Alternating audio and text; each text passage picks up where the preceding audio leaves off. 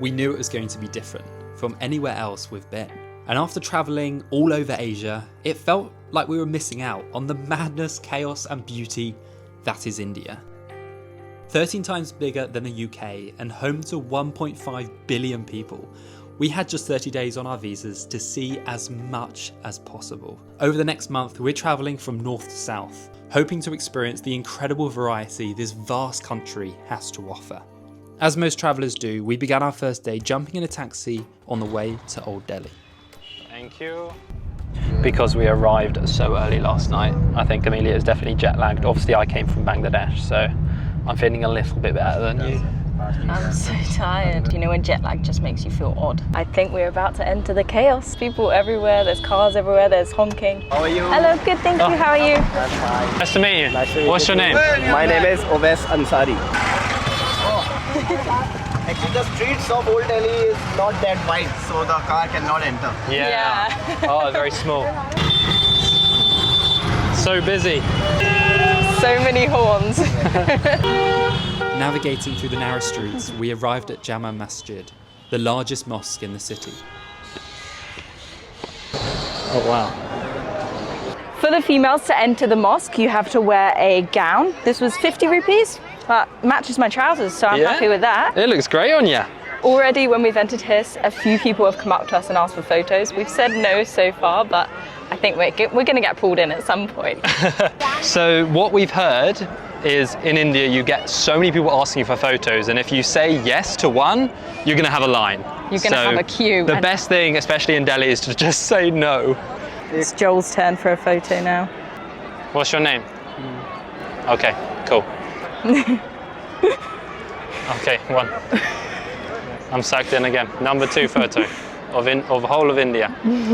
This mosque is so beautiful and different from anything else we've really seen. The architecture is amazing. It's made out of sandstone, which makes it this reddy colour. It was built 450 years ago, the same time as the Taj Mahal was built, and it was built by like the same people. Another photo time. Oh dear. I think people are gathering.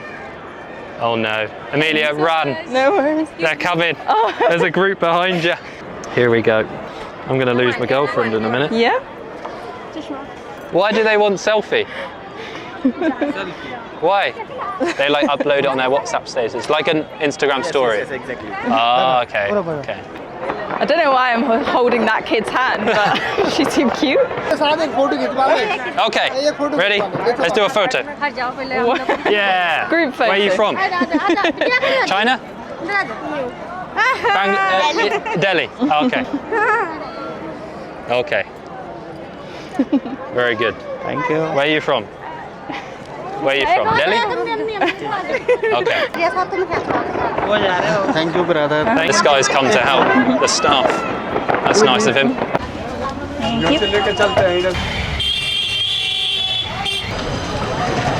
We have just arrived in the spice and market area, so this area is very busy. It feels so old here. I think the city of Old Delhi is like 750 years old, and you can really feel that here. This is wild. There's so many like sounds, so many smells, so much going on. Oh, I've lost you. I can barely like keep next to you because there's so many people. Also, I think I've learnt my lesson about the photo taking, that if someone asks for a photo, I say no now. Oh, look at these streets. Wearing brand new white trainers was not a good idea. Not in Old Delhi. Oh my gosh, this is definitely a bit of a culture shock coming straight from the UK, but it's kind of enjoyable chaos, is the best way to put it. This looks like it could be 700 years old, doesn't it? Look, you just got random wires coming out the ceiling. I don't really want to touch that. This is wild. It's so much cooler in here as well. I feel like if I had to describe what it feels like to be overstimulated, I would put you in this street. There is so much going on. Like everywhere I look, 100 different stories are happening. And the wires are kind of stressing me out. They're just on another level. Like, what is that? I am caught in the traffic. Emilia's lost. You're right. I got stuck between a rickshaw and a van. And I was like, I only just fit through. If I was any bigger, it wouldn't have happened. Oh, this guy's coming through.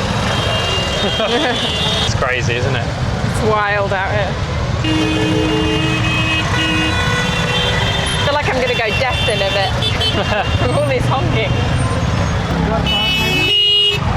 Apparently we have to cross this road. Good luck with that. I'm not so sure about this. Help.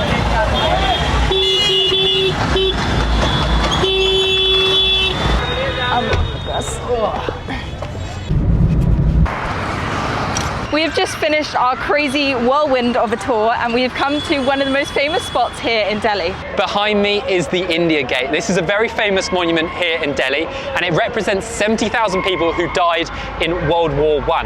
And apparently all their names actually written on the monument over there. How's your first 4 hours been on the streets of India? I mean, I've come from Bangladesh, but compared to the UK, this must be something.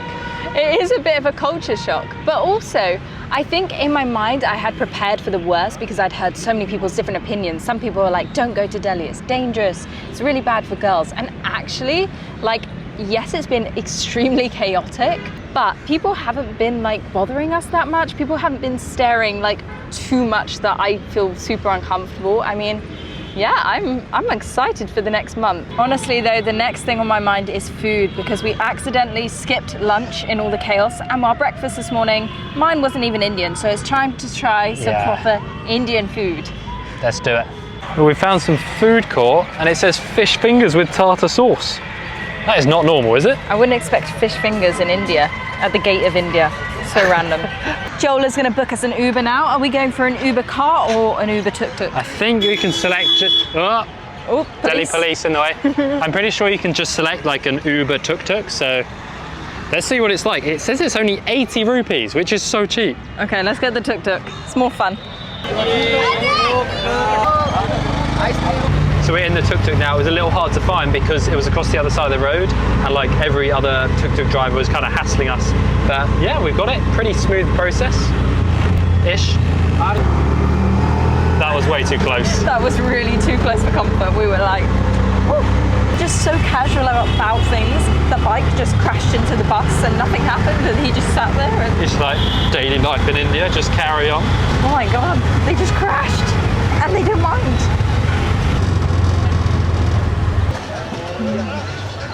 Yep. Thank you. So our street actually seems quite lively. We are a little bit out of like the main part of Delhi, but it feels more local, more chilled. Slightly chilled. Hello. Hello. J House. Thank you. That looks amazing. We're currently on the rooftop of our hostel and it's so pretty up here. There's so many plants and pretty lights everywhere. And this is our dinner for this evening. We've got a thali. They ran out of dal, but we've got, I can't remember what these dishes are called, but we'll put them on the screen, but it looks so good. I love having this mix of different dishes. It feels like I'm having like 5 dinners in one. You get to try loads of different bits. I've got a bit of poppadom here, so I'm just gonna give this a try. Mmm. Is it good? Yeah, this sauce is amazing. Is that paneer? That's with cottage cheese. So it's like cottage cheese. It's really plain, because Emilia doesn't like cheese, but the sauce is so good. It is only 9 p.m. and I'm so ready for bed. We are literally ready for bed. I'm in my pajamas. And what time is our flight? We have to get up at 3 a.m. 3? I thought it was 4. No, but we have to get there. We actually have to get up at 3. I'm so tired already that... We'll see you in the morning.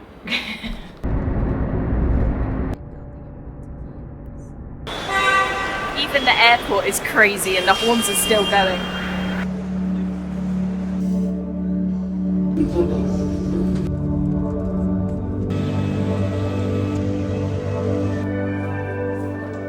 I've just messaged our taxi service saying we're here, and he just said, okay. Good confirmation. Mr. Joel friend. Ah, thank you.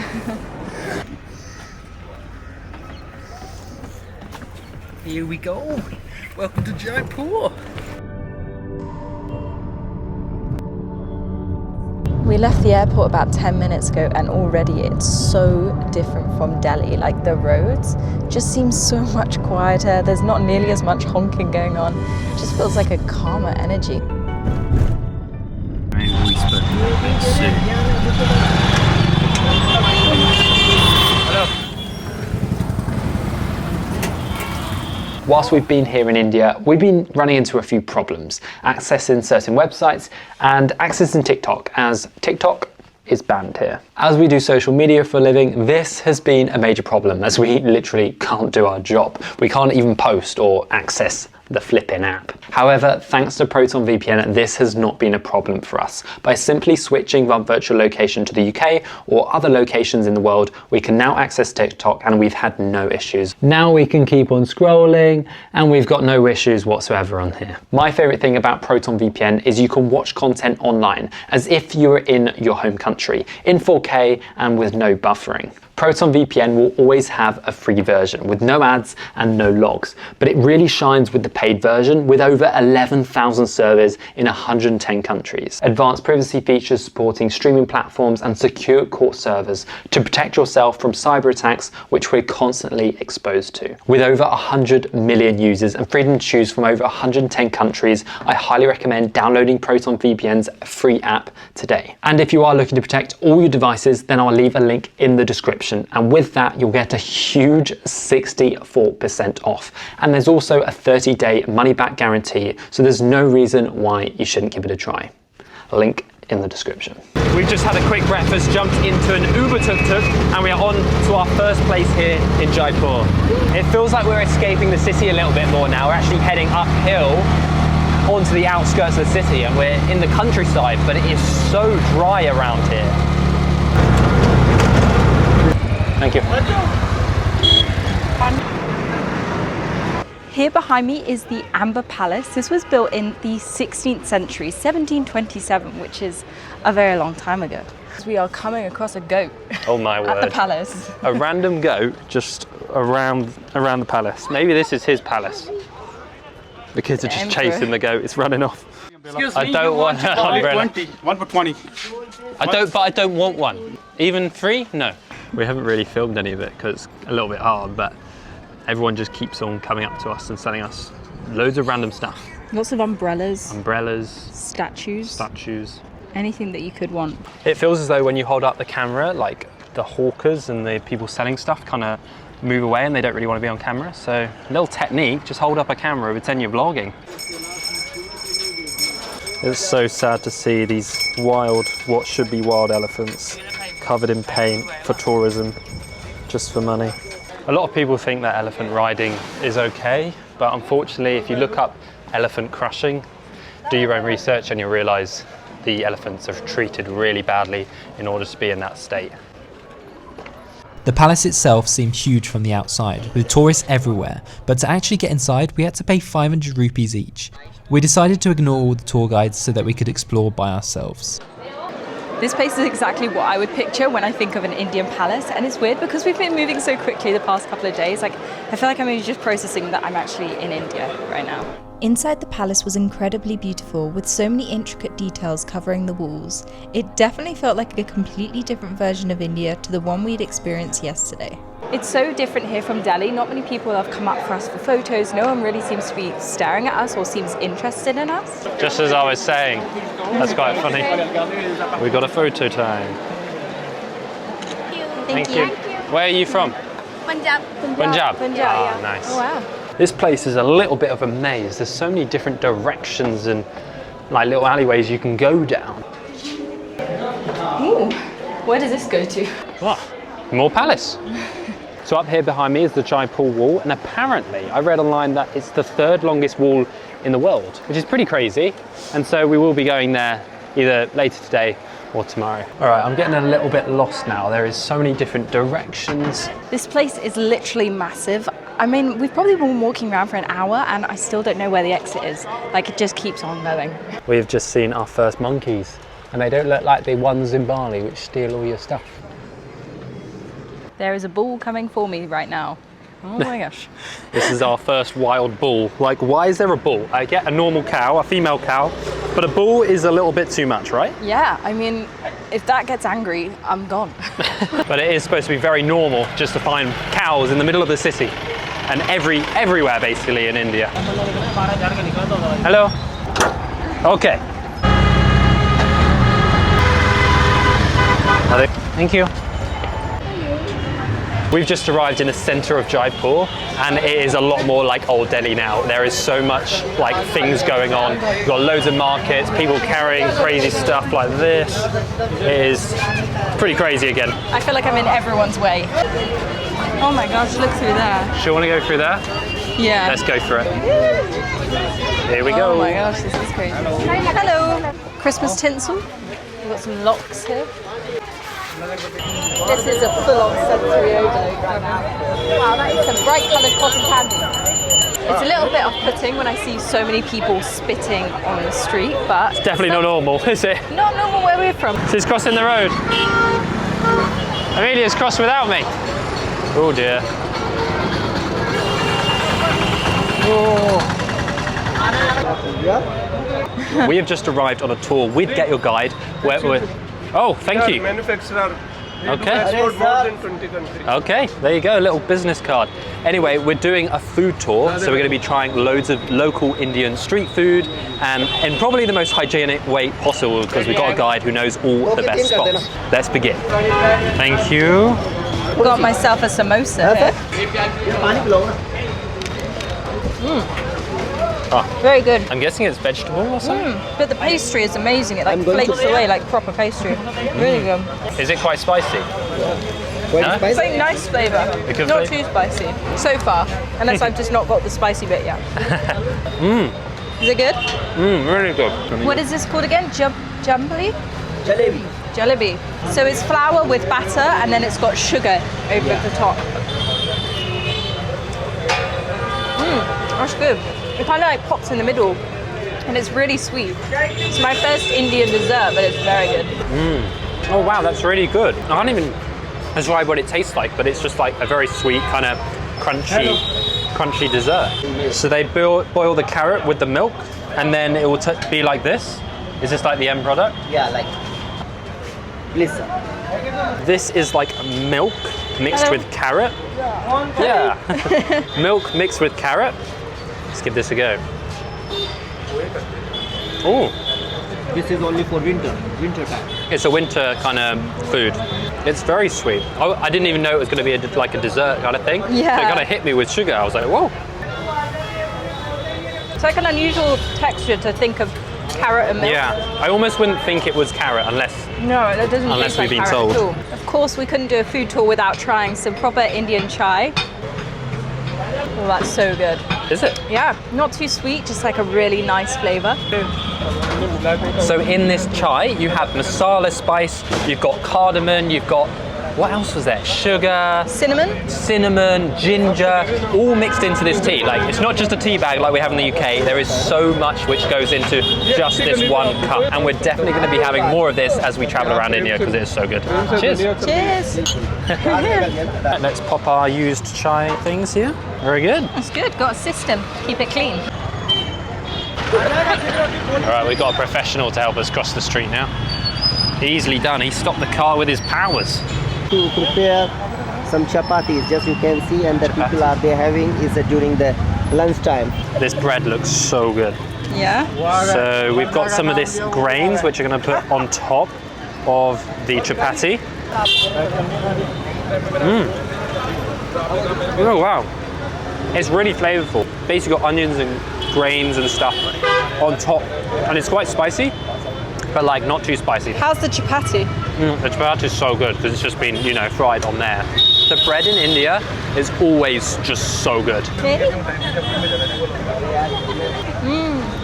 It's everything is so full of flavor, isn't it? So good. I love Indian food. Wow. Okay. Look, come close. Thank you. Thank you. He is taking the juice of sugar cane. Yeah. Yeah. Joel, he is my best friend. He is now in Jaipur. Good test. Oh, so good. It's so like smooth. Yeah. In the summer, that's when sugarcane juice is very, very popular because it gets really hot. So if we're in the summer right now, this whole room would be completely full of people. But because it's winter, a bit cooler, it's not too busy. Indian street food has a bad reputation and is known for not being the cleanest. We felt confident with our guide as he only allowed us to eat at specific stalls, and some were even government approved by the tourism board. So this food stall behind me is one of the most famous samosa stalls in all of India. And apparently it's been open since 1727. So it's almost been open 300 years, which is crazy. Chocolate? Chocolate. Here, give it.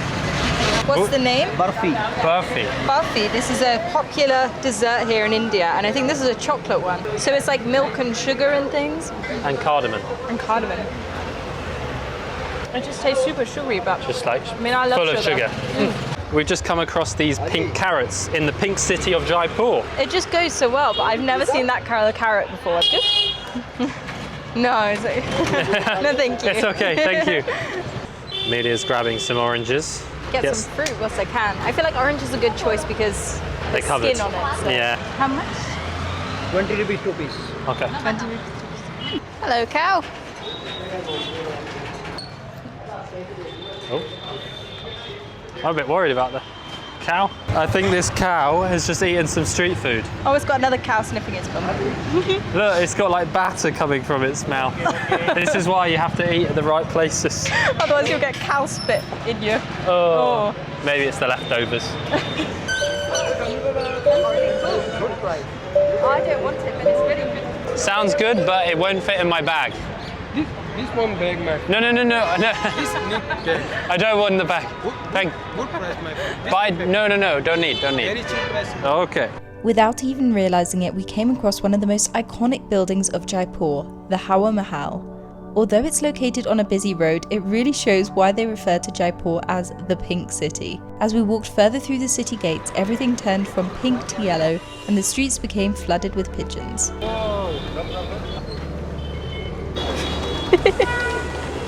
I just got pooed on by a pigeon. There's loads of pigeons here. Oh, isn't this a good girlfriend? Get yourself a girlfriend who will wipe pigeon poo off you. Ew. You're actually doing it for me. This is lovely. Ew. We need to get out of here though. Ew. Because Why is it green? it's green. I Yeah. can't see it. Is it still on me? Yeah. Oh, for goodness sake, thank you. You're welcome. I owe you. It's good luck. Okay, this guy's told me it's good luck. This will be going in the wash. Now, I don't think these ancient walls were built for massive coaches full of tourists. Look at it. How did it even fit through there? I think we are now in like the walled city of Jaipur because we've just come through this gate, and I think there's 7 gates in all of Jaipur, which is how you get into like this walled area of the city. How pretty do they look though? This one's so pretty. I quite like the yellow colour. Obviously Jaipur's famous for the pink, but this colour is really nice in the golden sun. Jaipur is called the Pink City because it's all painted terracotta pink, apart from this bit behind me, which happens to be yellow. But that is because in 1876, the Prince of Wales visited Jaipur and they decided to paint it pink because that colour means hospitality. So it was kind of to welcome him here in Jaipur. Hello. No tuk-tuk. There's more pigeons above us. Joel is traumatised now. I'd hate pigeons. I don't know why I liked them a minute ago. You were having so much fun a minute ago and now the pigeons have ruined it. Look, even this little rickshaw, whatever that is pink. As the day came to an end, we headed towards the famous Jaipur Wall, hoping to catch a glimpse of the sunset. We've just begun the hike up to the sunset spot, and hopefully we'll get there in time because we didn't realise how much of an actual walk it is up to the top. But look at this, already we can see how good the view is up here. There's so many kites in the sky, like some of them are so high, and literally in the trees. Apparently they had a kite festival about a month ago, and you can see how many kites there are everywhere. Like, Look. so many must have got stuck. Look, there's some more kids about to fly some kites. Hi. Hello. Money? Oh, no money. This is what we walked up. Pretty actually high, aren't we? Well, yeah, it didn't feel too bad because it's not like stairs, it's just like a gradual incline. But I am saying that I'm quite out of breath. I think we have reached the top. We've just arrived at the Jaipur Wall, but there's not really a viewpoint at this bit, is there? No, I think There's we a need wall in the way. Like, we need to see. Oh, maybe we can see through this gap. Anyway, we want to try and get down there. Maybe we need to go back down the stairs. Yeah, I don't think this is getting us anywhere. I think we've actually got a view now. Look at this. Wow. It's actually amazing how big the city is, isn't it? It's huge. Such a nice view.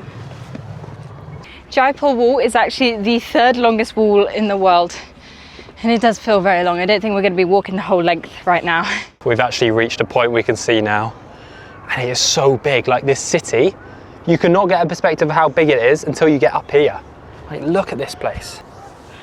Just have a little look. I'm being safe. Think we can get on top? Oh, definitely.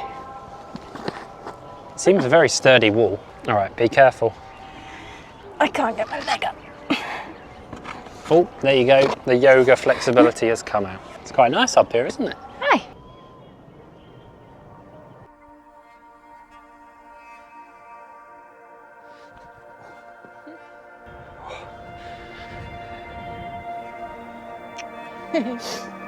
What do you think? It's pretty cool, isn't it? Yeah. All the lights are starting to come up as well. Yeah, it looks even cooler, I'd say, like right now with a bit of pink. Yeah. But then like sparkling lights coming on. Pink sky and a pink city. So peaceful, actually. It's so peaceful. Considering how crazy this city is. Yeah. I've had such a crazy 2 days. Like, obviously there's been so many good moments, but I think there's also been some shocking moments as well. Just getting used to like all the traffic, the beeping. Even though we've traveled a lot, I feel like things in India are still such a completely different experience. After visiting the crazy cities of Delhi and Jaipur, it was time to head to a place less travelled, and one of the big reasons I wanted to visit India. We had a 4-hour journey to the town of Govardhan, a key pilgrimage centre in India, but also where my uncle has been living for over 20 years. Good morning from rural India. We're in one of the most spiritual, holy places in the whole country, and we are here to see my uncle. Now, we've actually been here a couple of days already, and it's been just a very eye-opening, different experience than we've ever had before, right? We've never really done anything quite like this, but it's definitely a really cool experience. As we are here visiting my uncle, I'm also joined with my mum and grandpa, the person who gave birth to my uncle, obviously. Yes, that's true. You're learning. We are currently walking to my uncle's temple, where he's been living for the last 21 years. We are about to feed monkeys with like hundreds of bananas, and apparently it's just chaos. So this guy's got all the bananas.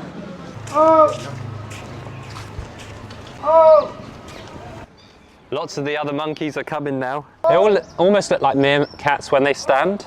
Yeah. Look how many monkeys there are. What? Whoa, Joel, look at What? Look, they're all coming from over there. Whoa! What? Oh, they're coming this way. Yeah, it's a little bit scary, isn't it? This whole group is just 100 to 120 monkeys, but honestly, I just can't believe how many there are. Oh, is this one going to snatch from his friend? This morning for breakfast, I have porridge with a bit of sugar on and some fresh guava, papaya, and some grapes. And Joel's got some khichdi, which I think is a blend of like lentils, rice, and vegetables. It looks very good. A very healthy way to start the morning. The khichdi is actually really good. I kind of prefer it to the porridge I had yesterday. And it's basically like just some spices mixed in, so it's like just all mixed in. I quite liked it. I mean, I like it, but like Susan, I don't fancy it for Not for breakfast. No. I can eat anything for breakfast, but some people are a bit more fussy, like Emilia. Hey! After breakfast, we decided to walk a section of the pilgrimage here in Govardhan, which is 23 kilometres in total. This area has spiritual importance as it's where Krishna was born, and Govardhan Hill fame came from a story where Krishna lifted the entire hill with one finger to protect the villagers from torrential rains. Over the next couple of days, I was able to understand more about my uncle's life here in India and how different it is from the UK, visiting the local temples and learning more about the Hare Krishna movement. We said goodbye to my family and headed to one of the most famous points in the country. Good morning. So it is currently 6:05 and we are heading to the Taj Mahal for sunrise. Although it feels very dark right now, doesn't it? Doesn't feel like the sun is going to rise anytime soon right now. Have to be honest, it's actually very peaceful right now. I feel like usually India's crazy and chaotic, but now I feel like we're on the streets by ourselves. Are we early? Are we early? Are we at the wrong time or something? No one's hassling me and we're literally 2 minutes away from the Taj Mahal. We have got through security, given them our tickets, and I think we're in the Taj Mahal now. Are we actually? Oh wow, look! Whoa. I don't think this is not the Taj Mahal itself, maybe the gardens. I think it's the gates, like the gates through to it. But it looks incredible. As you can see, it's kind of cloudy this morning, so I'm not sure how good the sunrise is going to be. I think it even rained last night. Yeah, like the floor is so wet. I mean, I didn't even know it could rain in this part of India at the moment because it's been so dry. It looks insane. It looks huge. It looks massive. What?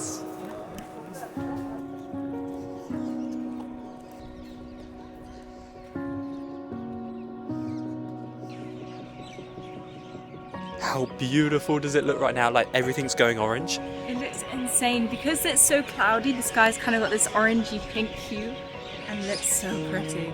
Look at it. Look at the sky. Like, what is going on right now? And somehow we've got this entire little patch to ourselves. Probably not for long, but considering how many people are, that's quite impressive. There was just lightning. You didn't see it. Where was I looking? Literally just over here. Okay. That would be cool if it's just behind the Taj Mahal. That would be awesome. That doesn't sound good. It's actually started raining here. Like, I don't know what the chances are, but there are raindrops falling from the sky. And we've seen lightning. Like, what are the chances of that? Probably very, very slim because it's just so dry, especially because we are here in February.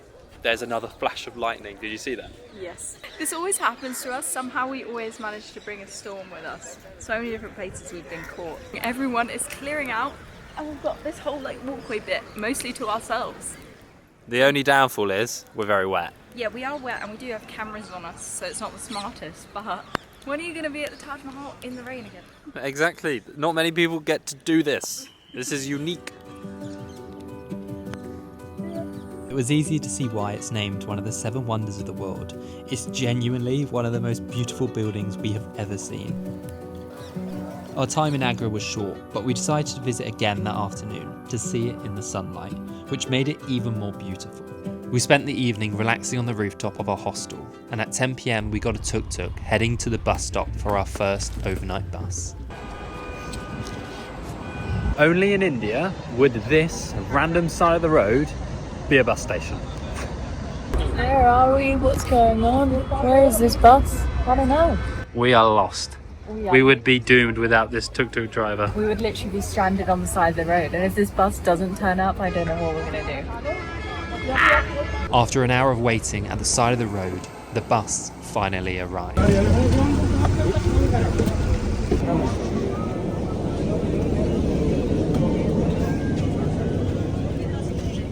We've been on this bus a few hours now, and it is so bumpy, especially because we're at the back. It's very, very hard to sleep for any longer than like 5-10 minutes because the roads are just so like bumpy. Hopefully we stop for a toilet soon. The good thing is though, we do have our own private cabin which can shut completely, and I'll show you in a few hours time when it's lighter in this room.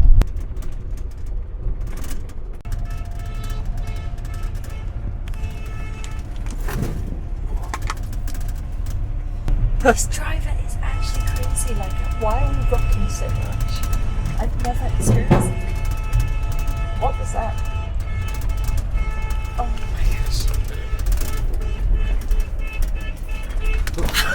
my gosh. We are not faking this. This is not fake. This is what it's like. This is the space we've got, and we can actually shut the door properly so we can shut everyone else out on this bus. Honestly, I'm so glad we've got this space, otherwise I don't know what we'd be doing. No, the rest of the someone's having a horn beeping competition. After that incredible, eventful, horrible bus journey, we've arrived at Varanasi and we've just checked in to our guest house for the next 3 nights. I have to be honest, the side of my body is hurting. I think I might be bruised from just the bouncing because it was constant, like all the bumping on the bus. Yeah, I mean, at one point we both got thrown really high. Like really high, and like big air time, so. Yeah. A very interesting journey. One which makes me never want to take an Indian bus ever again. I think today we need a recovery day.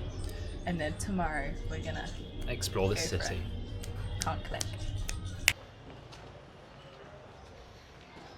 There is our first view of the River Ganges, the Ganga River.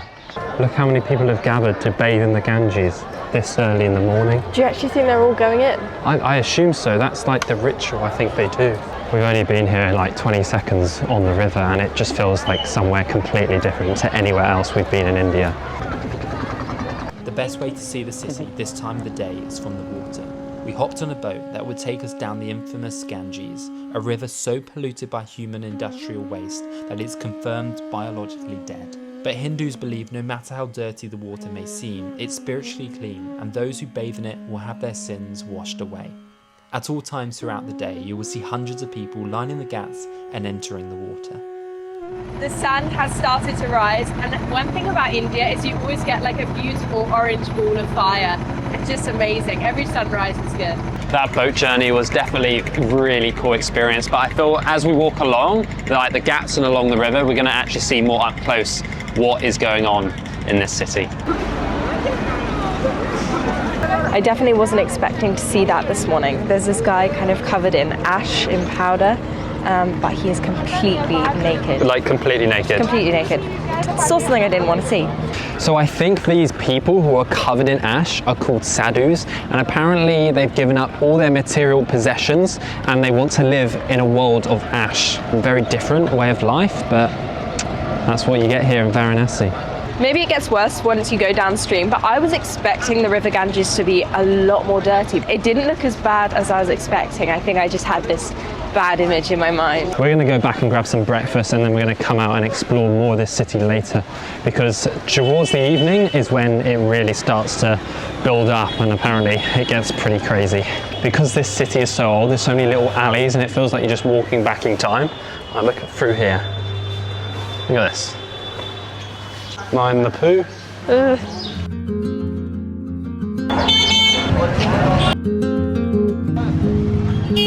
We are back out in the chaos now, and honestly it feels even busier than earlier. It is a little bit overwhelming being here. Dodge the cow. We are now back on the riverfront of the Ganges, and it doesn't seem too busy at the moment.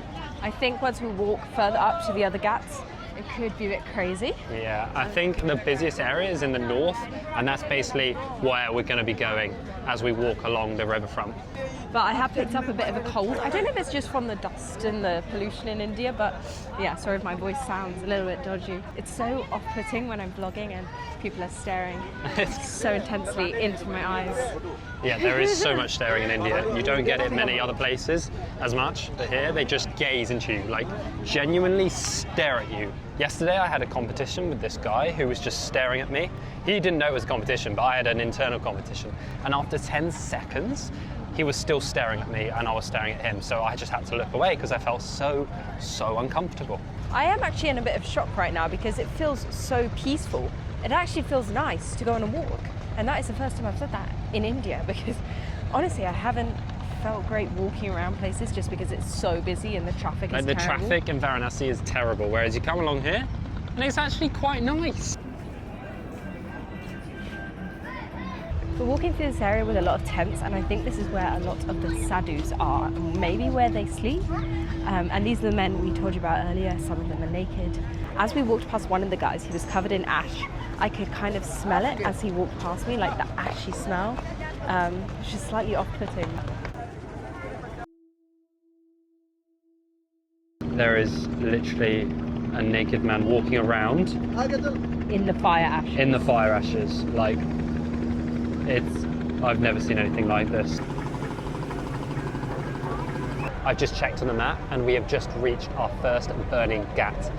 And as it kind of says in the name, this is a ghat where they burn bodies and they're cremated and then put into the Ganges. Now we're actually going to be heading further north to the largest burning ghat where the most cremations happen every single day in Varanasi.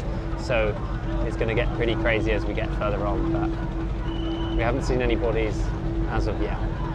I don't want to get too much up close shots because you want to be respectful, but over there you can see the smoke coming out and I assume that's a ceremony going on.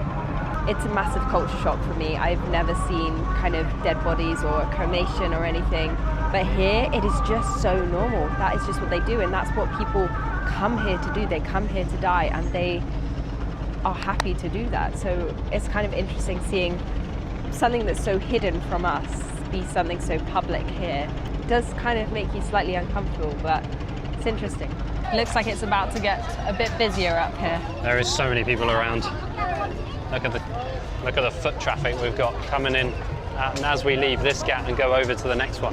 Varanasi is actually a very popular tourist destination for Indians as well. I think there's over 5 million local Indians who come here because obviously they want to, go in the Ganges, take a dip, because it is considered a very sacred river. And because there's so many tourists here, you obviously get loads of sellers who are selling all kind of stuff. So all these beads, loads of different stuff all along the banks. Back there, Emilia didn't look because I told her not to look, but I just saw something like very disturbing. You're freaking me out. What did you see? Basically, I saw the guy's body part, and then there was like something hanging and swaying from it, like attached to it. What? Honestly, didn't give it that much of a look. What was hanging? I don't know. I really didn't look that much, but Okay. it was just a little. Okay. Never seen that. Not on the streets. Not in public. Well, I don't think people do that in private either, do they? I don't know. Okay, I'm going to stop talking.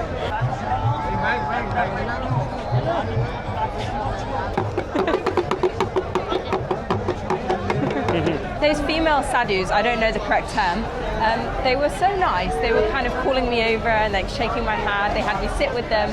They were saying something to me, obviously I couldn't understand, but they seemed like they meant well. And then we gave them like 20 and they asked us for 100, which is kind of crazy considering they give up material possessions and then they ask for quite a lot of money. We're into our walking and our hiking and, go for little walks, but this walk is like nothing I've ever done before. Like I've seen people covered in ash, like just things I've never seen before in the middle of the city by this river. Like this place in India is like nowhere else. And if you want a crazy experience or visit somewhere completely different, then Varanasi is the place to come. We have just come up to have a little bit of a viewpoint of all the crowds all around here. We want to be a little bit honest on what we found out and what our hotel owner was telling us about. And a lot of the sadhus here, a lot of the crazy things that they're doing is actually fake and they're not real sadhus. Apparently the proper sadhus actually live up near Rishikesh and in the Himalayas and live a very peaceful life and not asking for money. I almost want to think of it as like they're more like street performers than like general sadhus. I would also say that here in Varanasi has been the worst in terms of men staring. I have never experienced it this badly. I feel quite uncomfortable even just lifting my head up. I feel like I have to look at the ground most of the time so that I avoid making eye contact with anyone, and I don't know, they just keep staring. They don't even smile, they're kind of like staring at you, and like when they want a photo, rather than like asking politely, like some people are like grabbing me. What have we got here? A dolphin restaurant. Hello. Hello. Oh, this is cute. This is away from the chaos, but we can view the chaos. It's quite nice to just get out of it for a second. Oh, wow. Thank you. Wow, that looks good.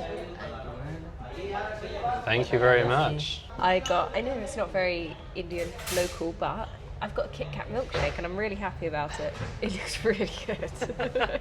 This is my very first banana lassi ever in the history of Joel Friend. Oh, wow, that's really good.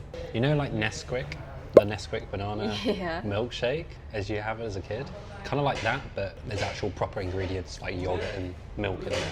I'm a lassi lover after that. Back in the chaos now. Let's head towards the burning ghat. Hi. Hi. Hi. It is so busy right now. It is feeling like the most populated country on the planet, isn't it? Yeah, I can smell onion. Onions? Yeah, really strong onion. Some street food going on. Right now it is definitely busier than usual in Varanasi because of the Kumbh Mela. So a lot of people are coming here because of that festival. Whoa, look how many people there are here. Like, it is insane. And look how many shoes are down there. Are they all the shoes that have like washed up? Why is there so many flip-flops? That is crazy. Keep your shoes on. It almost looks like there's going to be a big crush here. Yeah. I feel like we should stay here until it chills out a little bit. Let's join this mayhem queue. See if we can get through. Which country come up from? Which country? England. England where? England where? London. London, yeah. Here we go into a little bit of a crush. Oh my gosh. We made it through without too much chaos. I don't want to lose you. Make sure you stay behind me or grab my bag or something. I've almost got lost a couple of times. One time I got a bit stuck behind Joel, and then I had a circle of photo takers around me. Yeah, I was Selfies. I was vlogging. That's why I forgot. I didn't realise you just disappeared. Forgot about me. Here we are then, we have reached the destination that we've been trying to get to as we've walked along the left side of the Ganges. We are at the Burning Ghat, but not any Burning Ghat, the largest Burning Ghat. And this is where they cremate over 80 people every single day here. Oh wow, okay, I think I've just seen someone carrying a body. I did just see, I think, a dead body going into the water. Like, not even cremated. Really? Did you actually see it? No, it was wrapped in orange. In this ghat, the fires have said to be burning continuously for 3,500 years. Here, the bodies are dipped into the Ganges just before the bodies are taken to be cremated. Hindus believe that cremations on the banks of the Ganges help the soul attain moksha, meaning the end of cycle of death and rebirth. Go this way? Okay. Thank you. Apparently we should go this way. So I assume all this wood here will be used. There's so much wood. Will be used to burn the bodies. To be cremated here in Varanasi is a great honour. Strangers are welcome to watch the cremation rituals and rejoice with the families that their loved ones have entered a place of peace and happiness. As we were watching the flames, this guy came up to me and he said that these flames actually burn for 24 hours. So around the clock they are burning bodies, and behind the burning is actually a hospice, and apparently that's where people wait to die. So people who are kind of sick and elderly, they wait there for their turn. Generally, I just feel incredibly overstimulated. There's so many thoughts in my mind. Like, partly I just feel like I've gone back in time, maybe to like 13 BC. I don't know what was going on then, but it feels old. It feels crazy. Like, I knew it was going to be intense coming here, but the things I've seen and the way it's done in such an old, ancient, crazy way is like, I'm never going to forget like this trip, this day. Just being here. Very shortly there should be a ceremony here. I'm not too sure what's going to happen, but it's some sort of ritual which goes on every evening here in Varanasi. Okay, I'm going to do one. Hello. This was a... One selfie. No. No, do not grab me.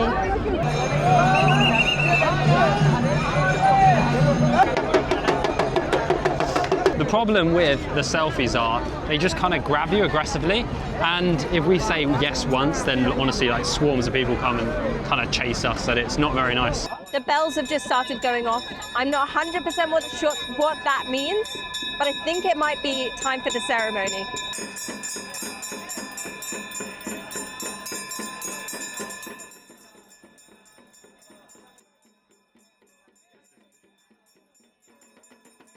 The bell ringing is to ward off the evil spirits, and there's an offering of 7 elaborate gifts of light to the river.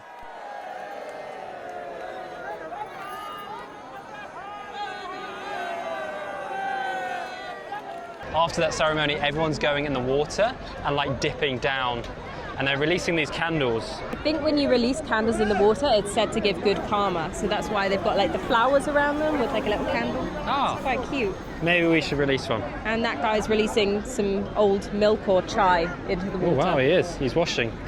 Washing his chai. You just have everything going on at the same time. Like a spiritual ceremony next to just like some guy cleaning his dishes.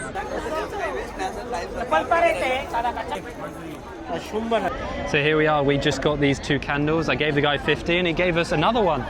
Yeah. Really nice guy, brother. They're so pretty. They are so pretty. So we're going to release these and hopefully we get good karma Yeah. together.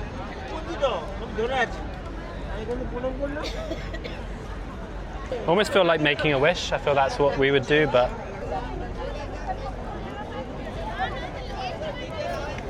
bye-bye.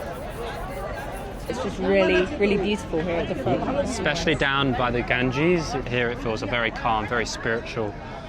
It felt like a cool little moment releasing that on the river. After a crazy, overwhelming day in Varanasi, we got up early the next day for a flight to a completely different part of the country. How are you feeling this morning? Not good. Unfortunately, last night, after our day in Varanasi, I ended up getting a very bad stomach and was on the toilet for a while. I've taken Imodium, but my stomach cramps are quite bad. I'm quite hungry though at the same time, so it's not too bad. I haven't vomited or anything, but I'm not the most comfortable.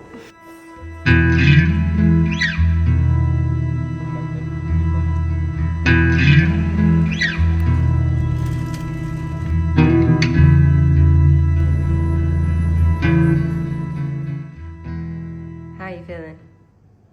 It happened. We thought we might be okay if we ate at good restaurants, but Delhi belly, well, Varanasi belly has hit me.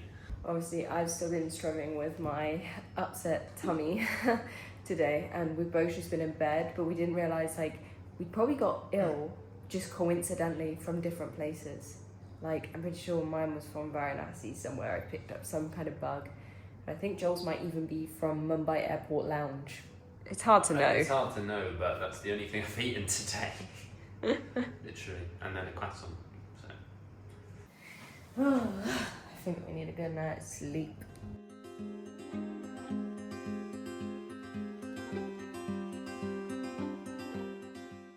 We last talked to you guys a few nights ago and we were not doing very well. Since then, we still haven't been doing very well.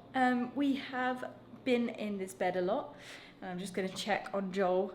He is here in the bathroom. Can I come in? Yeah, if you don't want to smell anything. Ooh. How are you doing in here? A little bit of a struggle. The last few days we've been on this very toilet and it's seen some things no one should see. But we are feeling a little bit better now, definitely not 100%. So we can start exploring Goa, finally, because I'm very excited to be here, aren't you? I am. We haven't seen anything. Because we've been stuck in this room.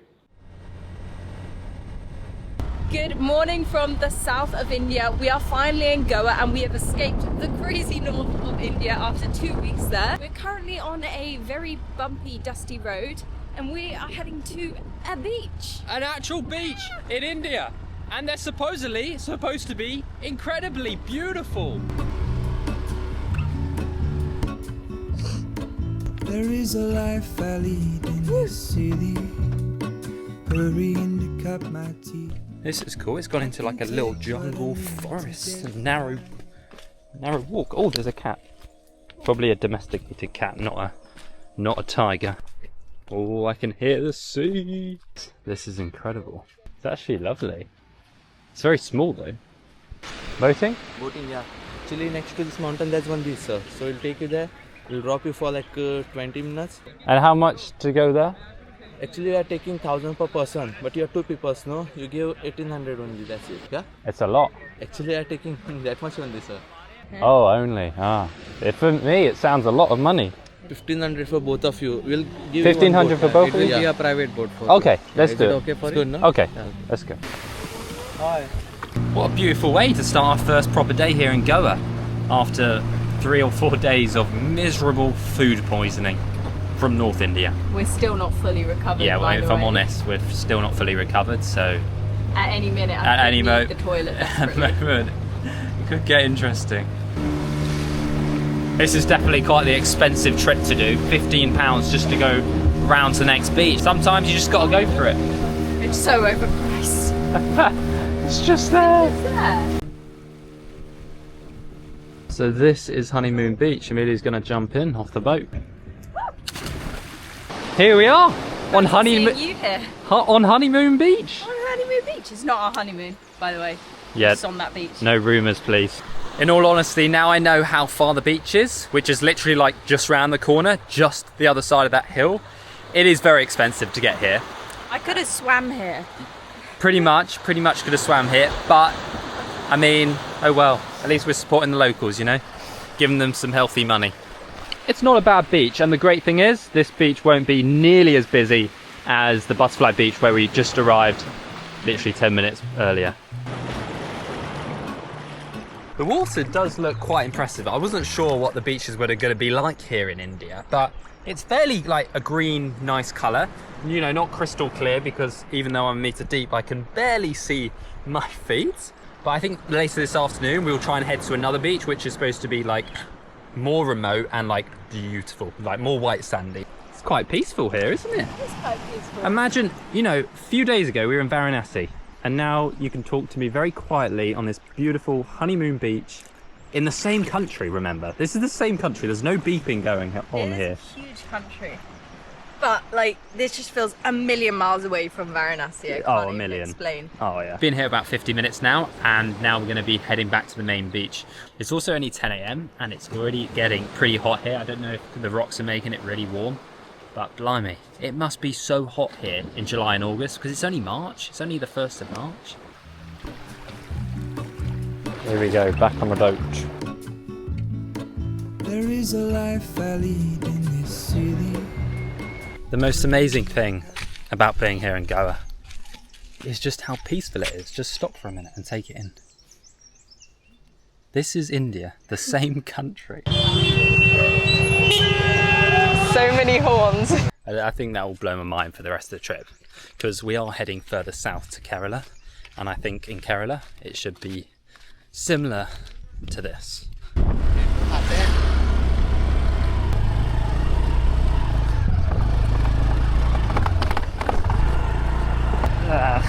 This road is terrible. We've got lots of cows in the way, please don't ram me. I'm actually kind of scared of the bulls. Flipping it. That's what you got to do when you drive in India. Dodge the cows. Have a little. I want a coconut. Thank you. Wow. Here we go. Cheers. Cheers. So this is my first Indian coconut. Oh, that's good, right? It's so good. So good. It's only 70 rupees for this. So, coconuts are supposed to have like more nutritional value, well, more hydrating than water, so get yourself a coconut.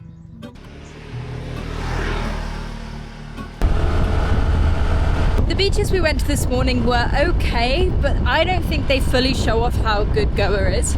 And so we've been recommended this one beach that's supposed to be really nice and very empty. That is where we're heading now, but I think we might try and get some food along the way. Let's go! Ready for food? I'm so hungry. There is a life I lead in this city. Hurrying to cup my tea. Just arrived at Zest. Look how fancy this looks. It looks like we are in Bali. Well, in a minute it might look like we're in Bali when we take you into this little place. Here we go, look at this.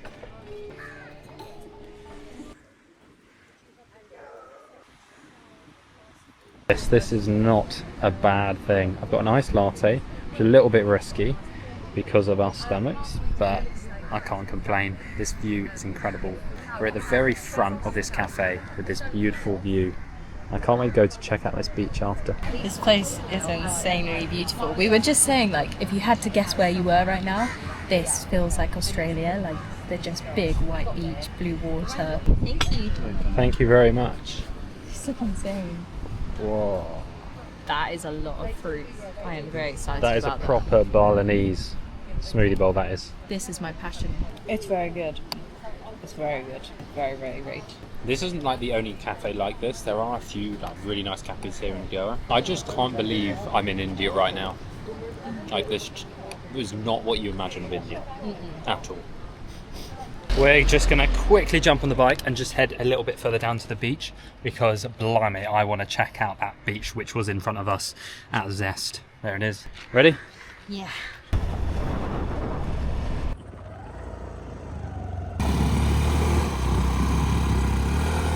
Here we go then. This must be one of the most beautiful beaches in all of Goa. Now I have no evidence to support that, but look at this flipping beach. There is no one on it, and we're in a country with 1.5 billion people on it. It's huge and it's so empty. Like a beach like this in the UK would be packed with people. I just can't believe this is India. But I don't know about you, but I kind of want to go in the water. The sand is burning my feet. It's so hot. I think we'll settle down right about here.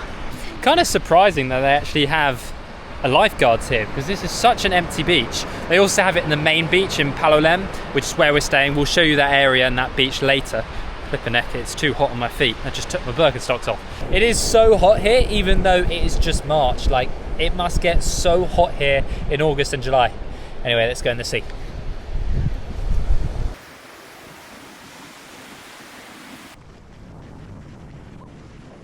The seawater here is just so warm.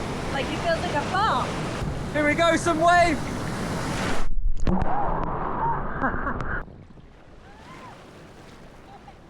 What a beautiful beach.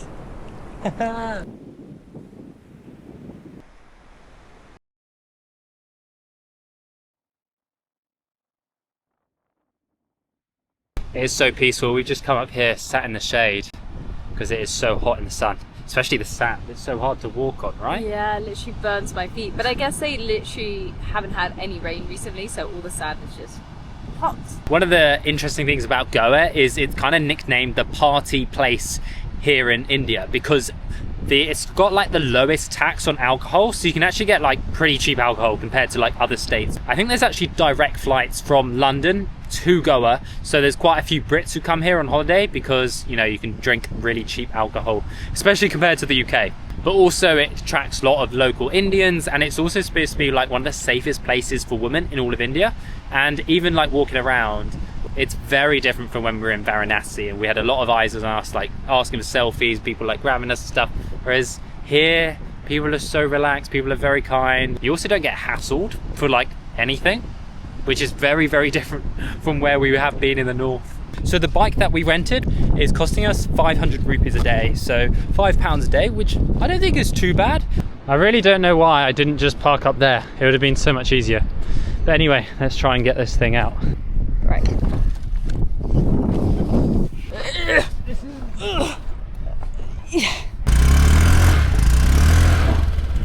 Joel's going into a ditch.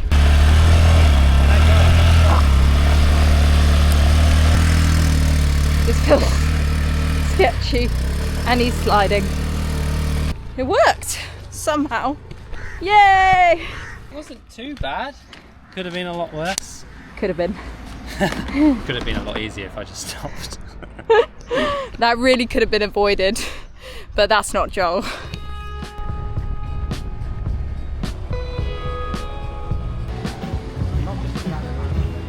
We are back in the town where we're staying, in Palolem. This is quite a popular town in the south of Goa. The weird thing is here you have to walk through restaurants to get to the beach, so it feels like you're just trespassing, but that's just what you have to do.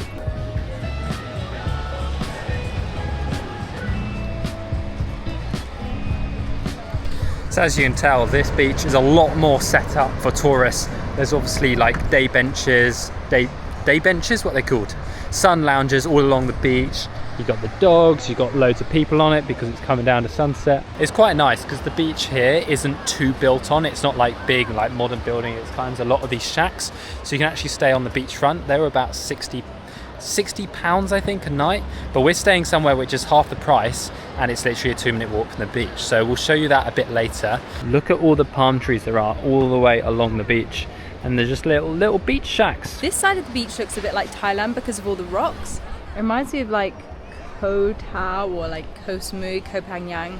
It's really, really pretty. I have to be honest, I do feel like the beaches actually here in India, well, Goa specifically, are much nicer than the beaches in Sri Lanka because they're so wide, so you can actually like walk along them really nicely. They feel like big Australian beaches. We just went for a little swim and it was very nice. It's so calm in the water right now, even though that wave sounded really loud. But unfortunately the sun has already gone down, look at it. It's already gone down because there's so much cloud. But it's a lovely little vibe. People are playing frisbee, people are playing football. It just feels like quite a nice atmosphere down here for sunset. Yeah, I feel like there's a nice amount going on without it feeling too crowded. I mean, like, there's no one sat anywhere near us, but there's still lots going on. Ah, we have, the sun has just poked out for like maybe 10 seconds. It's already going. It's already going, but we're just going to take that last little moment in. Amazing. Good sun. Good sun. Very red. Very red.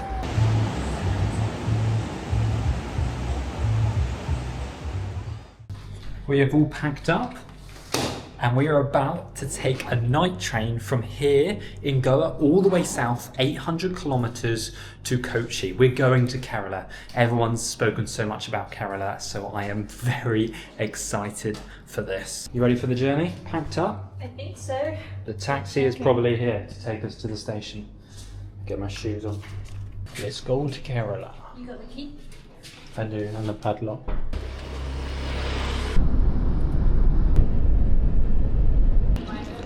Here we are then, we have arrived at Magadon Station, the station here in Goa. I feel like I'm back in India, although it's still much calmer. It's way calmer. This would not be what a station would be like in Delhi or Varanasi. This is calm. It said we had to get here an hour before. Not really sure why, or if that's really true. I think we have just found our train up here on platform 6. I think we are in first class, but I don't know if it would be the first carriage on the train. Let's have a look. So far it feels very civilized, doesn't it? Yeah, it's very like calm experience. Yeah. I think we must be down the other end because all the second classes are here. Must be at the end maybe. How do you know there's second class? Because it says second class on it there. I don't know how I missed that. We've been walking down this train for like 10 minutes at least. It is humongous. And I think we're at literally the other end. I think the first class is at the back. Here we go, this is ours, we missed it.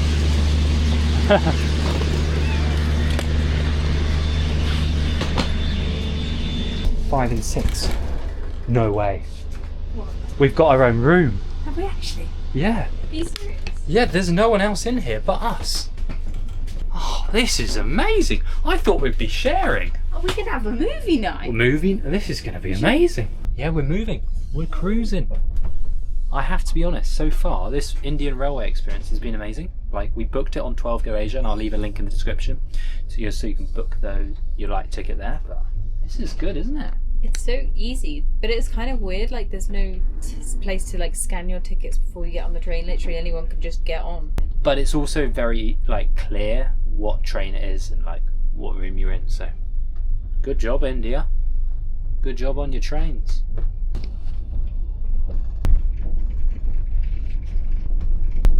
I might have spoken a little bit soon about the Indian railway experience. It keeps bumping, and we're only travelling about 10-20 kilometers per hour. So this could be a bumpy night. It's better than the night bus. Oh, for sure. I mean, it can't get as bad as the night bus because the night bus was truly something. We just found these little packages. There's 2 of them, and inside we have a small towel and then some bedding. I'm not sure if it's like a sheet or what, but it's nice that they provide that. So it is 20 to 10 now and we are starting to get ready for bed. Well, I'm not. I'm actually just going to be editing these videos for you down below for a few hours. Emilia is looking pretty ready for bed, aren't you?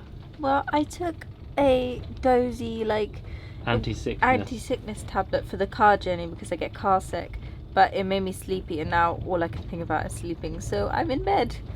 But I've got myself, it came with 2 sheets, the packet, so I put one like over the bed and like over the pillow just because it felt nice and clean. And then I've got this sheet and then I've got a blanket on top. It is so cold in here, right? It's freezing and I'm right under the air vents, but I actually feel like nice and cozy and tucked in now. You look very cozy. Look like you're praying for an Arctic winter or something. Yeah. It looks very cool though.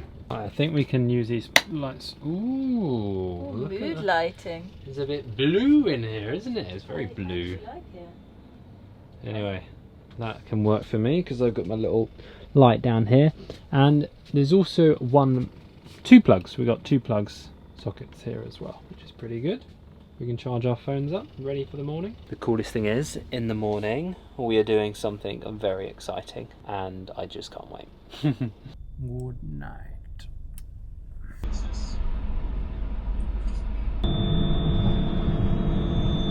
Here we go, let's leave this train. This pretty decent train, to be fair.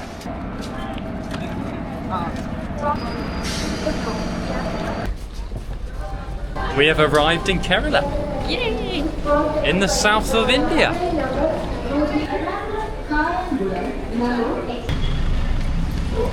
"90 minutes in the taxi and we arrived in Aleppi, famous for the Kerala backwaters, and for the next 24 hours we are staying on a private houseboat."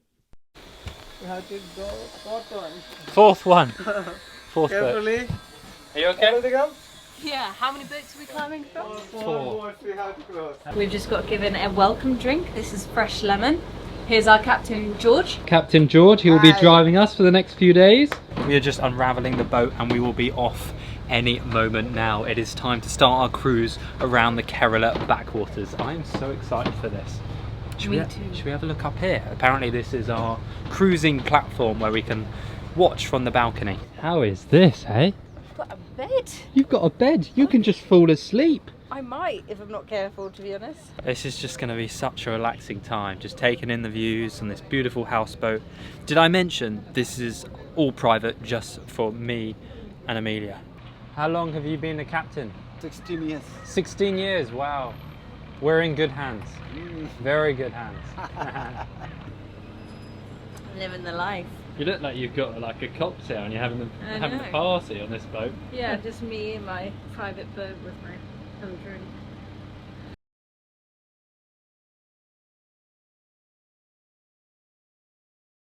So I think right now we're in like a big lagoon area, and then we'll go through maybe some more like smaller narrow river areas, it looks like. No choppy waters today. No choppy water. A nice relaxing cruise.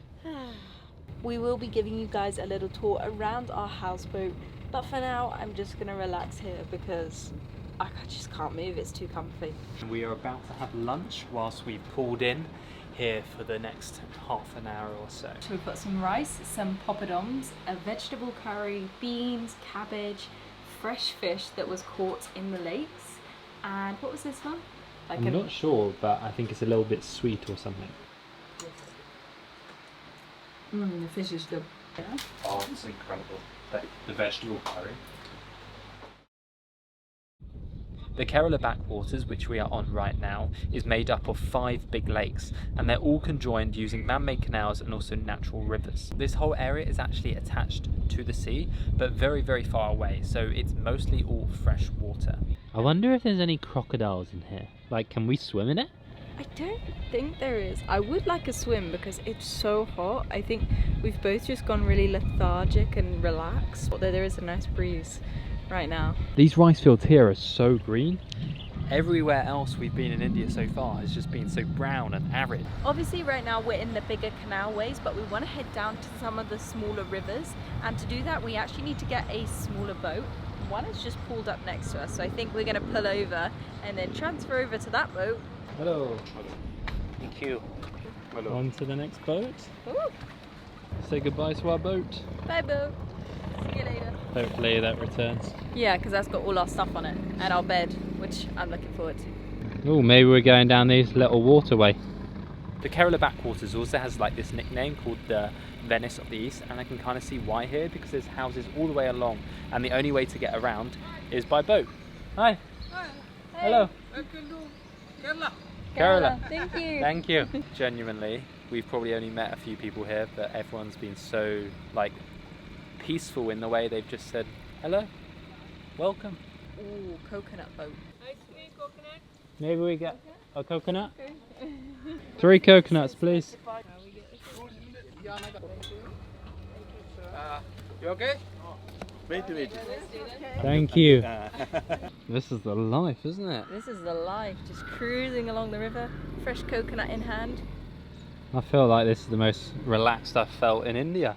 This is the most relaxed I've felt ever. It's very off-putting. We're going under a bridge, we've got to get right down. He said duck. He said duck. Good luck. Oh, it's not too bad.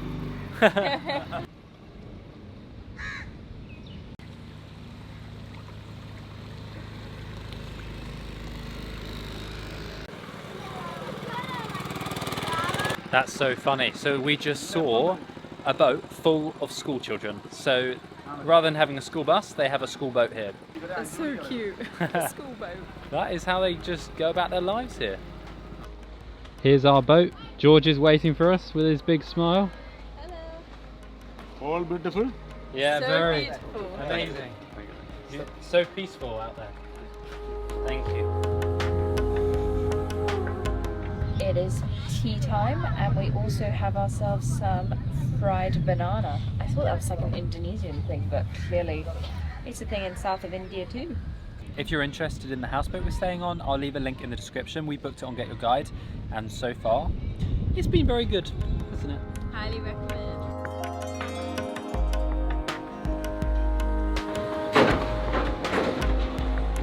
Looks like they've put this temporary like boat floating device to get that truck across, and now it looks like they're unraveling it over there, and they're gonna hopefully let us through. This does look like a very small gap, but I know George will have it under control. He's the best driver in all of Kerala. It looks very narrow. I'm not 100% sure, but maybe we're going to be watching the sunset here, and maybe this is actually where we're going to be camping tonight. Well, I say camping, obviously we're going to be sleeping on this houseboat. Is this, do we sleep here? Yeah. Oh, nice. Now it's time to give you a tour around our houseboat, and it's not this one, it's actually this one. Right, Emilia's going to jump back on and take you around. You have to walk the plank to get back on. Yeah, make sure you don't fall in. You don't want to do that. And then through here, this is where our Captain George sits. We've got like a pirate ship wheel thing. This boat can only fit 2 people, but there is so much seating. We've tried to try as many chairs as we can, but we really don't need this many, but it's very nice. We've got these ones. And then over here is our dining table where we had our lunch, and there's a pineapple that I've been eyeing up for later because fruit is so good here. And if you follow me this way down the corridor, we have our bedroom, and down at the end there is kind of like their quarters where they have the kitchen and stuff, and through here is our bedroom, and it's so much cooler in here because we actually have AC even though we're floating. We only have it on in the evening and when they plug up to like the hookup that's on the land at the moment, but it's so nice because it is so hot at this time of year. And obviously, ooh, this is the first time I've laid on this bed, and you kind of sink into it. It feels like memory foam. Is it not hard? No. Oh! Last night we slept on a train and that was rock hard, so this is lovely. A little extra seat because you can never have enough. I guess you could like lay that out and probably have a 3rd bed. Oh, that's probably why. But you can never have enough places to sit on this boat. And then in here is the bathroom. I don't know if it's just me, but it feels slanted. Probably because we're on the water. Yeah. Maybe there's more things on the right of the boat than the left. I think so. Which is why this door keeps falling. But we actually have a proper shower, a sink, and a toilet with a bum gun and toilet paper. What more could you need? When we booked this, we generally weren't sure if, whoa, you really do sink into this bed. We really weren't sure whether we'd have like a shower, like we thought it might just be a bucket or something because obviously we're on the boat, but it is so nice to have these luxuries in the middle of Kerala backwaters.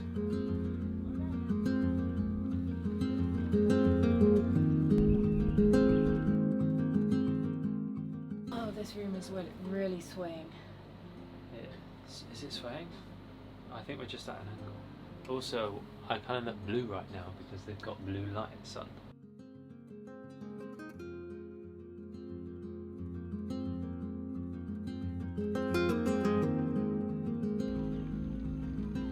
How did you sleep on the wonky boat? Good. I slept a bit wonky, so every time, I don't know, every time I woke up in the night, I was like falling further into jail when I had to climb back up to the other side of the bed because it was really on that much of a slant.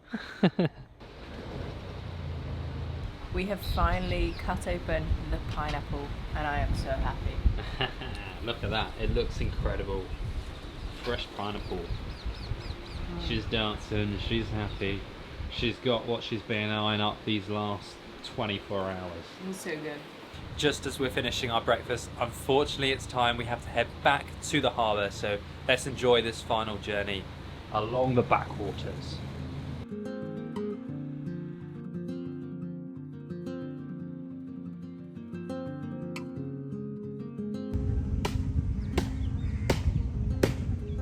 I just saw this lady like doing the laundry, but the way she was doing it was like whacking it on this rock. I've never used that technique before, but maybe Emilia should try it. I might try that when I do my laundry next. Just whack it on a rock. Maybe it's a drying method or something. And unfortunately, I think it's time that we're going to leave our houseboat, but we still have lots more to do here in Kerala. And here we are, back on the land. Thank you. Lovely stay. Thank you so much.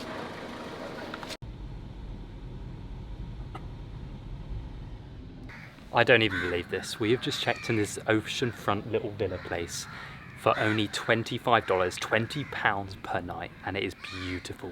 Like, the sea is literally, what, 40 meters away. So this is our beautiful little room. This is just the only room they have here in this place. But let me show you the sea. Check out this view. We're literally 40 meters away and we are only spending $25 a night. Like, that just blows me away. Hello, anyone home? Hello, welcome to my beach house. It's so nice in here. We've got a big bed, we've got AC, and it's actually really spacious, so we've been able to spread out all of our stuff. There's all my stuff on the floor as usual. Yep, Joel likes to spread out his clothes.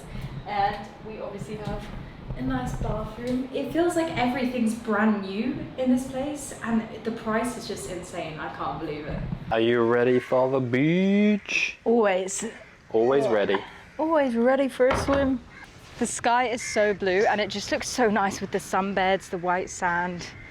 Just feel relaxed. The whole thing is, like, where is everyone? There's 1.5 billion people, but there's like no one here. Like, look at the beach. It's so empty. We're gonna try and get one of these sunbeds. Not sure how much they are, but let's see if someone comes over, if we kind of perch around them. Should we go for these ones? Yeah, let's go for the ones at the end. Look, we've got a nice towel. Oh, here comes the guy. How much? 1 hour, 200. Okay. How many times? Maybe just 1 hour. 200. Okay. Oh. This is not bad. What a life. Got my book here, which I haven't started because we've been so busy in India and it's been so chaotic that I haven't wanted to read my book. But now, maybe I can take a time to read. Because we were so ill when we were in Goa, we had no time for like doing exactly this. But this just feels so good. You're getting your little suntan, aren't you? Yeah, get my little tan on in India. I've given up reading. Giving up? Yeah. I think it's time we probably go in the sea, don't you? Yeah. Yeah? Right, I'm going in. I'm getting too hot sitting there doing nothing. Ready for a swim. I was ready the moment we sat on those benches, to be fair.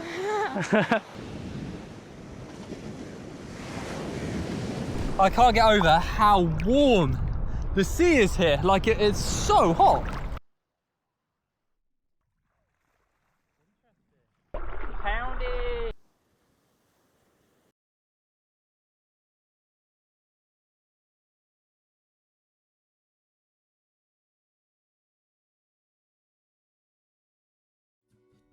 Sand is so hot. Oh. Emilia's running. Help me. It's literally burning my feet. Let's try this one. Luave Cafe. Probably traditional French food, I assume. This is a mango fish curry. We weren't sure what it was going to be like, but honestly, it's one of the best things I've ever eaten. It tastes so good, and the fish is incredibly fresh. It's almost like a Thai curry, I'd say, because it's quite light, but the fish, it just melts in your mouth. It's so good, right? We're going to have to get this again. It's just incredible. Oh.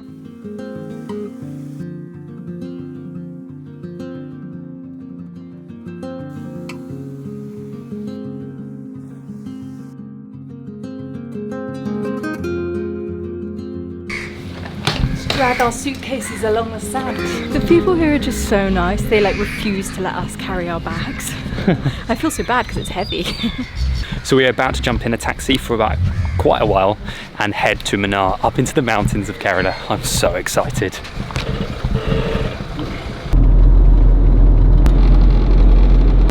don't know what's going on, but we just stopped in the road and I think they're dressed up as Hindu gods, maybe, it looks like. Whoa.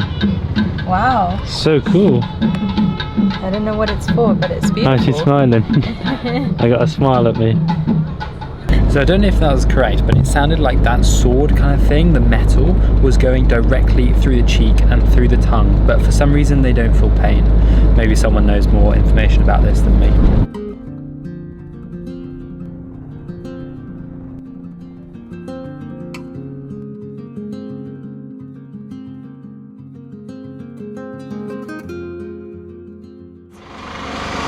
Munnar feels a lot busier than we were expecting, and it's kind of hard to get around. I think we're going to try and take the public bus. We've got written down instructions here from our hotel manager. We've just got into the town centre of Munnar, and I think we've just found the bus stop. It's just in front of us here. So we're going to take the public bus so we can avoid all these package tours which seem to be sold here in Munnar. We are getting the bus to Theni, and then we stop at Lockhart. Nice. Yeah. I don't like it. I think this is our bus, Theni.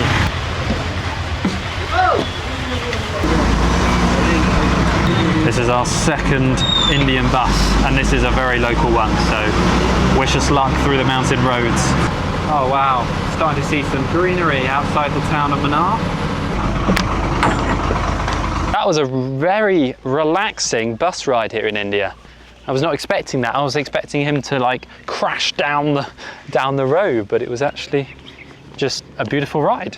But unfortunately, they didn't stop when we wanted them to stop. I don't know if they just have to stop at specific places, but we now have to walk 15 minutes back in the direction we came. The thing we found here in Kerala is that it's a lot of package tour holidays, and so everyone has like their individual drivers who take them to the different points, especially here in Munnar. So it's a lot harder to do it on a budget, especially if you're backpacking. But we're proving today that we think it is possible. Just get the bus. Just get the bus. As soon as we got out of the town of Munnar, it feels so much more peaceful again. Lockhart Tea Factory.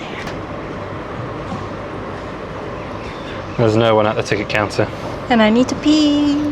Upon entering the tea factory, we were invited in for a tour. The facility was established in 1879 when the British began planting the crops. To be honest, we couldn't really hear a lot of it because she had a mic on, but she was talking quite quietly and it was a big group of people. We've been told that if we walk about 1 kilometre up the road, that we can actually go into the rice terraces, tea plantations, and have a little walk around. So we want to hopefully have a little peaceful walk, but we'll see if we can get in. We didn't feel like trying the tea there because they reuse all the spoons and it just seemed a bit unhygienic. So we're going to have some tea at this little place. This guy's making us tea right now. Thank you. Thank you very much. Food? That's good. It's so sweet. Cheers. Cheers. Nice cup of tea. Oh wow. This is incredible. It's so green. It's like a yellowy green, it's beautiful. What kind of amazes me is that it's so dry here at the moment. Like everywhere is so dry, especially up in the mountains it looks so brown. But then all these tea plantations are just so flipping green. I don't know how they do it, they must water it. So tomorrow, if all goes to plan, we will try and climb the mountain up there. Is it that one? I'm pretty sure it's that one. Ooh. Yeah, it looks quite high up, doesn't it? Yeah. Gonna get a freshly cut pineapple. So about 100 years ago, 105 years ago. 105 years ago. Wow. We got speaking to this lovely man who explained Munnar used to have a railway, but a huge flood destroyed the rail and it was never rebuilt. No chili. That's perfect. Thank you. Thank you so much. Yeah. Look at that. Got some very fresh pineapple. This looks amazing to me.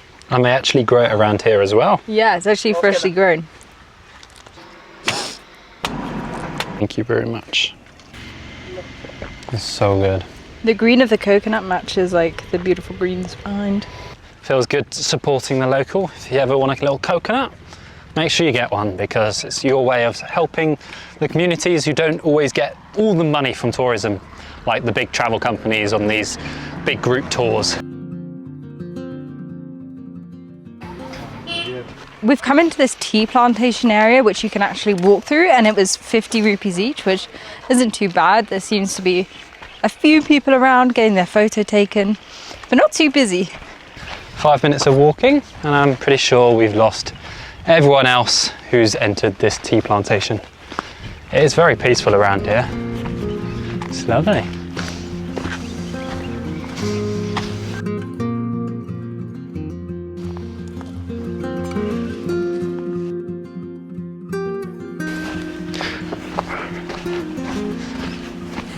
A lot of the tea estates here are very private, and so you can't actually walk on them, but I definitely recommend coming to this spot because you can actually walk around pretty much wherever you want around this area. You can actually see up there are some people working right now. Apparently most of the time they do the picking at like really early in the morning because of the heat, but maybe because it's March they can do it in the middle of the day, because at the moment it's only like 24, 25 degrees and it's the middle of the day, so not too hot. A lot cooler than when we were in the Kerala backwaters and the beach yesterday. I think this is our bus. Well, we need any bus to Munnar.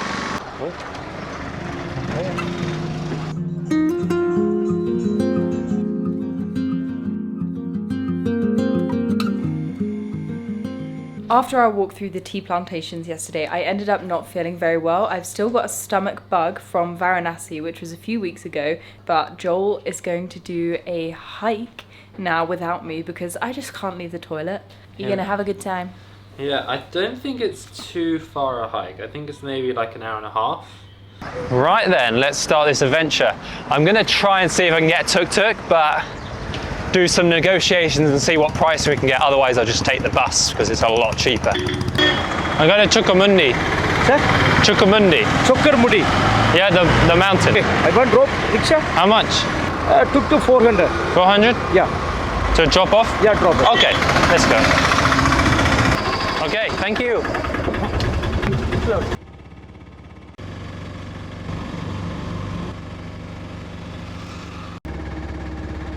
Okay. Yeah, that is office front side. Perfect, thank you. Here we are. We have arrived at Chukkamundi. Now this is a less busy trek and a less busy viewpoint than the famous one which everyone goes to, and it's supposed to be super crowded. So here we're going for the more hidden path.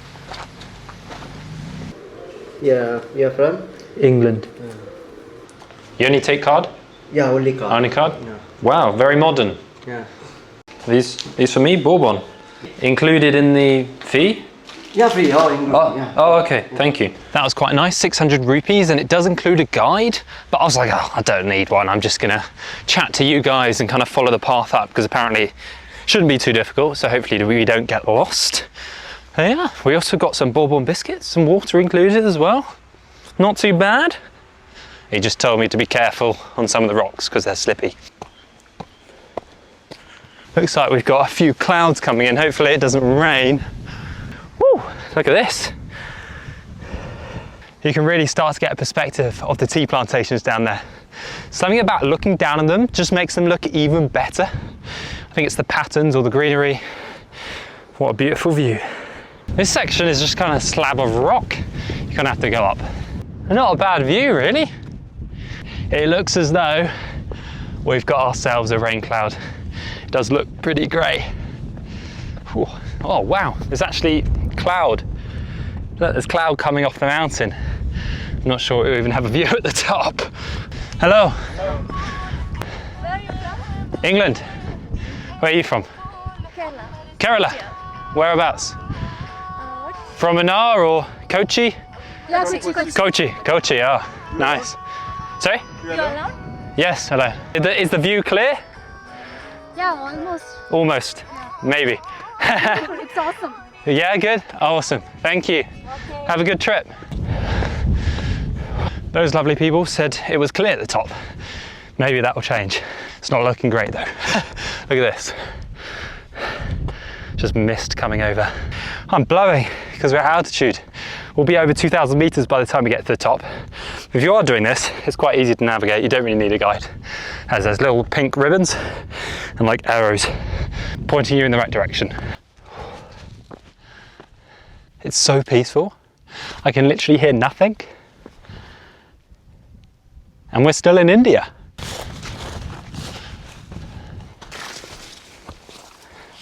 Right, this is turning into quite the adventurous walk. Just through all the undergrowth, someone's like macheted through. Oh.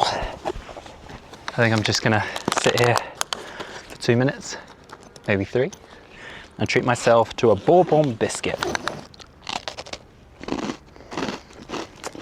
That's actually really good. Bourbon biscuit. Doesn't get better than this. Hello. Hi. Is this the top? Top view. That's top view. Further. That was a fake little top, you know, when you get to the top and you go, oh, it's another next peak. But I think this is the genuine top just up here. Finally, nearly made it. And it's closing in, it's 11:24. So that'll be, yeah, pretty much an hour and a half with tripod shots and drone shots. So I stopped quite a bit. There we go, the peak. The last little scramble up the top. And the view is nowhere to be seen, of course. Oh well, Chukamundi, we made it. You made it! Oh, yeah! Top. The top. Relax. Hello. Saipu video angane eduttondirikiyana. These guys asked me to film them for a video, and I have no idea what was going on. Okay. Super. എന്തായാലും camera ഇവിടെ video camera ഒക്കെ powerful ആയിട്ടുള്ള binocular ഒക്കെ ഉണ്ട് കേട്ടോ. അങ്ങനെ എടുത്ത ആള്. Okay, nice to meet you. Bye-bye. What friendly people. I have no idea what they were saying. They said something about this video. Maybe they guessed I was a YouTuber or something, but friendly, smiley, happy people. Little bit slippy. All right, this is the place for the bourbon biscuit eating.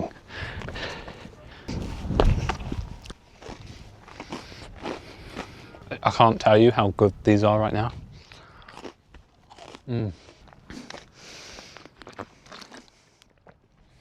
And I am practically back. It's literally like a 1-minute walk back down here to the road. Completed it. It's now 1:30, so it's taken about 2.5 hours. So there you go, with some relative stops. Back to the little hut. I think I'll just jump on the bus to go back because it will be so cheap and fast. Probably faster than a tuk-tuk. No? Munnar? Munnar.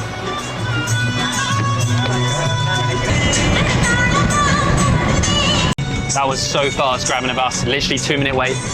And we'll be back to Munnar in no time because these buses fly down these hills, don't they? The following day, we headed back to Kochi, the main city in the state of Kerala. Good morning from Kochi. We're about to take a ferry onto the main fort area of Kochi to have a little look around this city. I think this is like a big kind of inward lake, but the best way to get to the fort area is by ferry, because if you take the road, apparently it takes like forever to get around and you get stuck in traffic and stuff. So the ferry is the best way, and apparently it's super cheap. It seems so calm and quiet down this road. I don't know if it's just because it's like 8 in the morning or if this bit's just a bit calmer. Fort Kochi? This to go there? Okay, thank you. 2. So that only costs 6 rupees each, and they literally only sell the tickets literally as the boat arrived, which makes no sense, but that's India for you. Here we go, onto the ferry.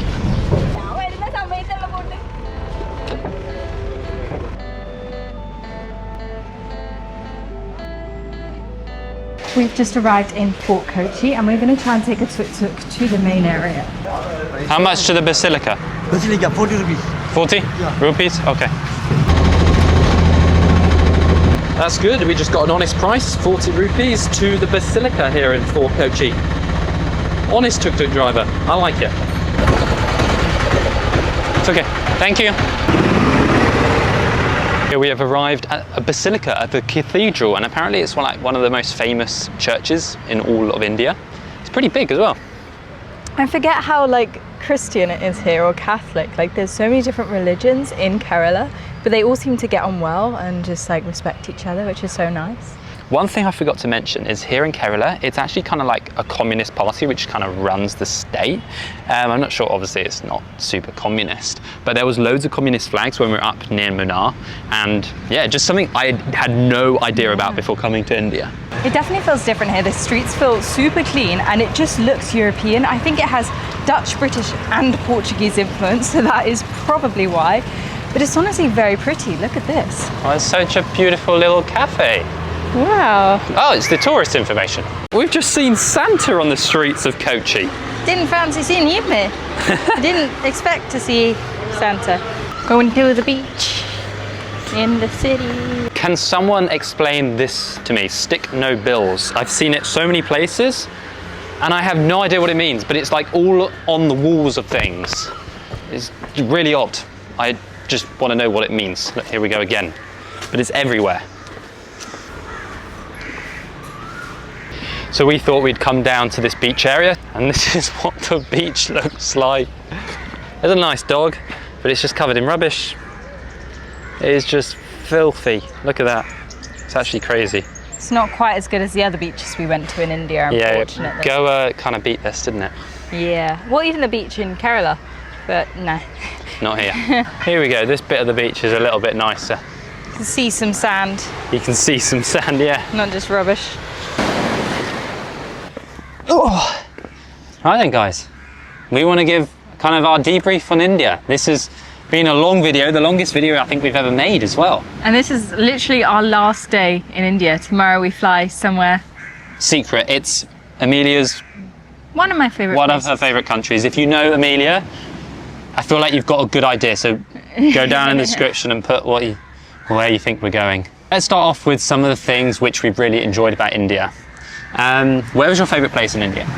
Oh, I did enjoy Jaipur. I thought that was cool. Yeah. I mean, I love like the colours of the city, the architecture was really cool, and the wall and everything. Taj Mahal, you can't look past that. Apart from the rain, but that was just kind of funny to be honest. Added to the experience, didn't it? Yeah, I mean, parts of Goa and Kerala have been fun. Especially the beaches in Goa, like I was actually blown away by them. Yeah. They're so beautiful.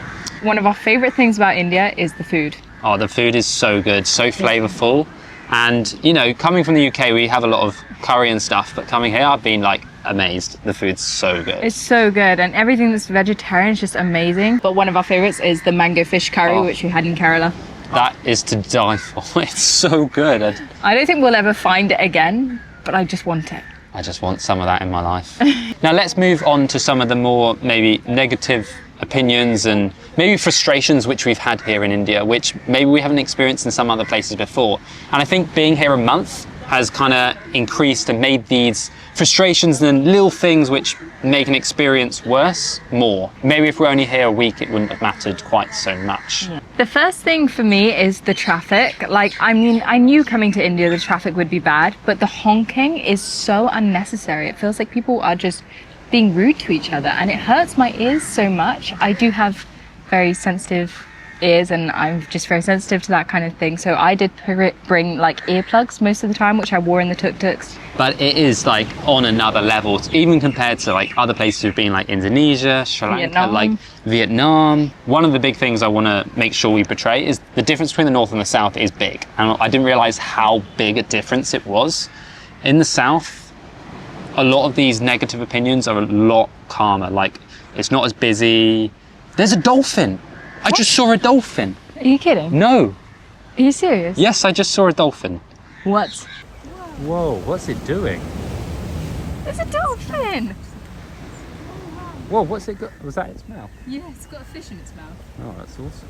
One of the things for us as of like adventure travelers who like to go off the beaten path, one of the things we've really struggled with, especially maybe more here in Kerala and Munnar particularly, is everything seems built for group tourism. Like, it's just like you go to this spot, you can't hike in the tea plantations. It feels like you're just in a big group of people and then you have to do all the tourist spots. Whereas we want to, you know, get off the beaten path. That's why I did that big hike up to that peak. But it feels like you can't really have an adventure here. Maybe we're in the wrong part of India and this is more for group tourism. Maybe we need to go up into the Himalayas or whatever. But for me, that's been frustrating as someone who likes to adventure. And the last thing I wanted to mention was how I felt as a girl traveling India. Now, obviously I'm with Joel, so that immediately, unfortunately, makes me a lot safer and I just feel safer.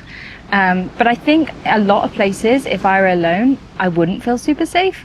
And that's not to say you can't solo travel here, because a lot of women do it and they feel totally fine, which is good for them.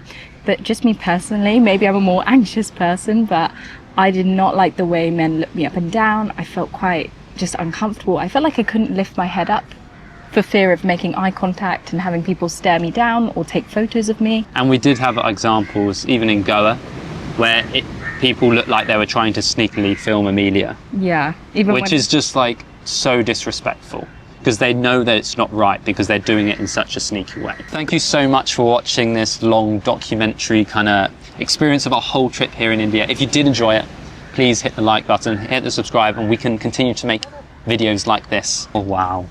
There's like, this is a great way to finish India. It's given it a bit of more of a high. We like that.